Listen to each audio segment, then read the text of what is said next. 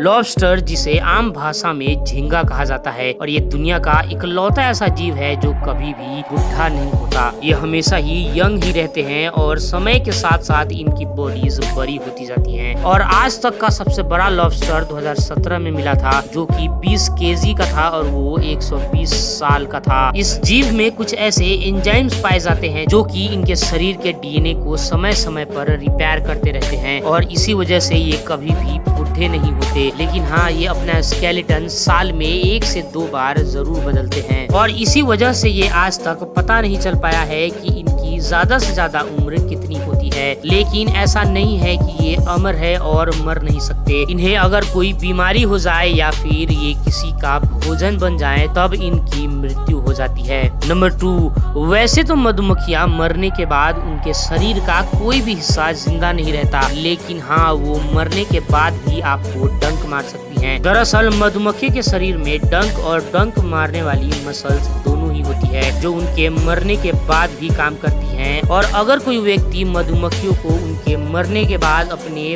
पैर हाथों से पकड़ने की कोशिश करता है तो उन्हें डंक लग सकती है, जो कि बहुत ही पेनफुल होता है, और यहाँ तक कि कभी कभी लोगों को 2 से 3 दिन का बुखार भी हो जाता है। तो दोस्तों, आगे से ध्यान रखिएगा कि कभी भी अगर मरी हुई मधुमक्खी आपको दिखे तो उसे अपने हाथों से नहीं बल्कि किसी और चीज से उठाकर फेंकें। नंबर 3, दोस्तों, आप लोगों ने कई मूवीज या फिर असल जिंदगी में भी देखा होगा कि किसी भी सांप को मारने के लिए उसके सर को उसके धड़ से अलग करना पड़ता है। लेकिन अगर आप सोचते हैं कि सर को धड़ से अलग करने के बाद वो सांप का सर आपको काट नहीं सकता, तो आप गलत सोचते हैं। दरअसल सांप के सर को उसके धड़ से अलग करने के 1 घंटे बाद तक उसका सर एक्टिव रहता है और वो आसपास के हीट को महसूस कर सकता है, और यहाँ तक कि वो उन पर हमला भी कर सकता है। और कुछ ऐसा ही चाइना के फोसांग गुंगडोंग के रहने वाले एक रेस्टोरेंट शेफ फैंग फैंग के साथ हुआ, जो कि कोबरा सांप को काटकर उसका एक डिश बना रहे थे। तभी उस सांप के सर ने उन पे हमला कर दिया, और जब तक उनको हॉस्पिटल ले जाया गया उन्होंने रास्ते में ही